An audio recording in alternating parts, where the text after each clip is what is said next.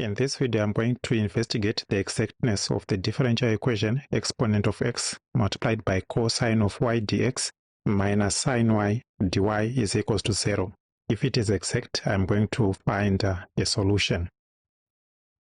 So given that differential equation there, I'll start by multiplying throughout by this exponent of x. And when I multiply throughout by the exponent of x there, we'll have exponent of x cosine y dx minus exponent of x sine y dy is equals to 0. And the differential equation, which is of the form m of xy dx plus n of xy dy is equals to 0, is exact if the partial derivative of m with respect to y is equals to the partial derivative of n with respect to x. So looking at the equation that we have there, the coefficient of dx there is exponent of x cosine y. The coefficient of dx in this equation here is m of xy.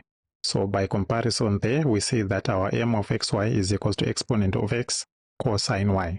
Now looking at the coefficient of dy. In this equation, the coefficient is minus exponent of x sine y. In this equation is n of xy. So by comparison, we see that our n of xy there is minus exponent of x sine y. So we now have our m, our n. The next step is to evaluate the partial derivative of m with respect to y. For the partial derivative of m with respect to y, we'll be differentiating this exponent of x cosine y, differentiating it with respect to y, treating x as if it's a constant. So the result that we would have there is the partial derivative of m with respect to y is equals to minus exponent of x sine y.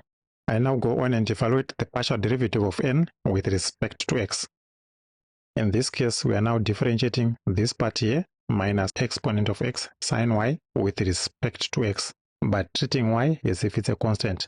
So if we are treating y as if it's a constant, differentiating with respect to x, we would have the partial derivative of n with respect to x is equals to minus exponent of x sine y. So what we are having there, those are two partial derivatives. But if you look at them, the result there of the first partial derivative is minus exponent of x sine y. On the other one there is minus exponent of x sine y. So what we are having there is these two partial derivatives, and they are equal. And since the partial derivatives are equal there, we conclude that the given differential equation there is exact. So we have that given differential is exact.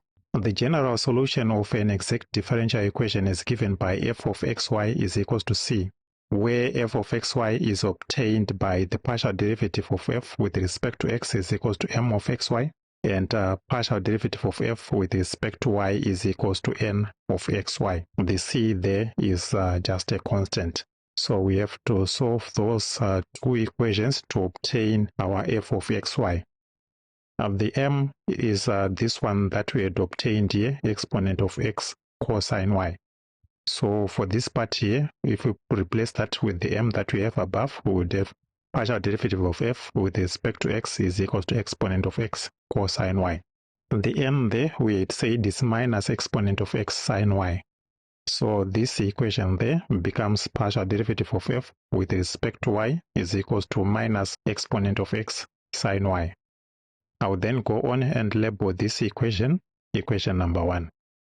I'll label this equation, equation number 2. But if you're looking at equation number 1 there, on the left-hand side, you are having partial derivative of f with respect to x, this one here. But what you want is the f, that function f. When you have a derivative and you want the function f, what you have to do is we have to integrate. So what we need to do there is integrate equation 1 with respect to x.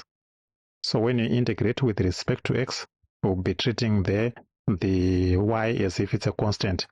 So when you integrate exponent of x cosine y with respect to x, the cosine y we're treating as if it's a constant. The integral of exponent of x is just exponent of x. So we'd have f of xy is equals to exponent of x cosine y plus the constant of integration h of y. We are saying h of y because we are saying the constant is in terms of the y. Just suppose we're treating y as if it is a constant on the partial derivative there. So the h of y there is a function of y. I'll then go on and label this equation number 3. Now the next step is to differentiate equation number 3 with respect to y. So when you differentiate equation 3 with respect to y, we are taking a partial derivative with respect to y, treating x as if it's a constant. So def the partial derivative of f with respect to y is equals to minus exponent of x sine y. Then on this part, the h of y, when you differentiate it with respect to y, what we get is just an ordinary derivative.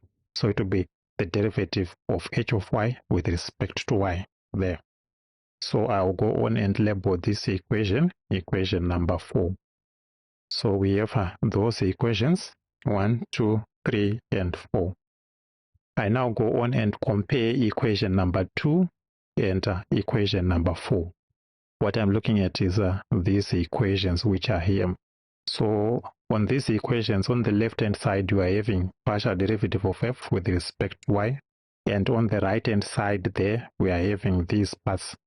So what is on the right hand side there should be equal.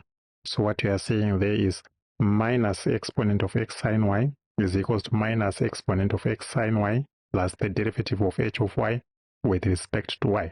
But what you are saying there, minus exponent of x sine y, this one here, we also have it on the right hand side. So if we take the one which is on the left hand side to the right hand side, it will be a plus. Then it should give us a 0. So what will remain with is the derivative of h of y with respect to y is equals to 0. So I can write the derivative of h of y with respect to y is equals to 0. And then I'll go on and label this equation number 5. Now we have that equation. I'll now go on to look for the function h of y. For us to get the h of y, we are having a derivative there. To get a function, when we have its derivative, we have to integrate. So we have to integrate equation 5 with respect to y. So when we integrate on the left hand side, we'll be left with the h of y. The integral of a 0 is a constant.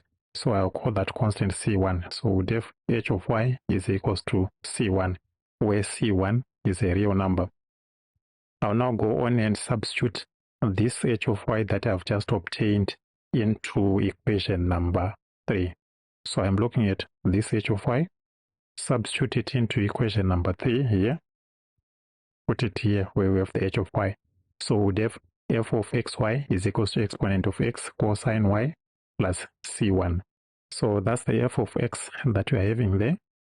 But earlier we had said that the general solution of the exact differential equation is given by f of xy is equals to c, where c is an arbitrary constant. What we have found there here is the f of xy. So we are saying f of xy is equals to c. So this f of xy equals to c would have exponent of x cosine y plus c1 is equals to c, where c there is an arbitrary constant. So that's the general solution that we are having there. But we can rewrite this equation. Both this part here is a constant. This one again is another constant. So I can put this constant here on the right hand side.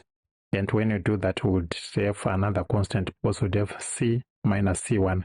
C minus c1, a constant minus a constant gives us another constant. So I'll call that constant c2, and we would have exponent of x cosine y is equals to c2, where the c2 there is the constant c minus c1. So what we are having there is the general solution of this exact ODE.